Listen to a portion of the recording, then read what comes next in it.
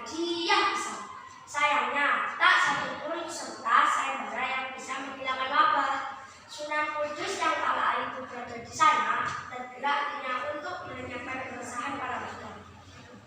Ia pun bergegas menghadap sang raja dengan niat tulus untuk membantunya. Namun kedatangannya disambut dengan sikap serius.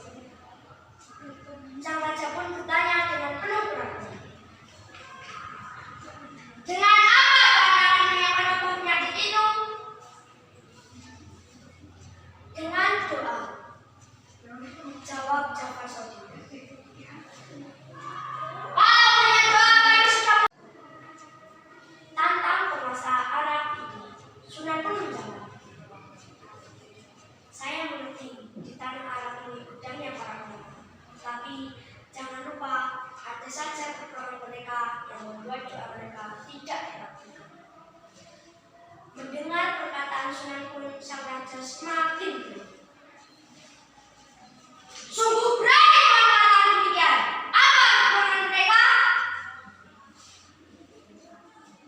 "Anda yang menyebabkannya," jawab Jafar Shodiq dengan tenang.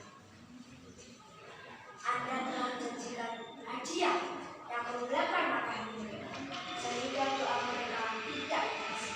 Mereka berdoa yang mendapat hadiah." Jawaban Sunan seolah-olah mengunci mulut sang raja, yang kemudian dipersilakan untuk melakukannya. Merasa diberi kesempatan, Sunan pun berdoa dan membaca beberapa amalan. Dalam waktu singkat, wabah di negeri Arab itu pun lenyap. Beberapa orang yang menderita sakit keras mendadak langsung sembuh. Melihat keajaiban itu, sang raja pun senang dan mengagumi sosok Sunan.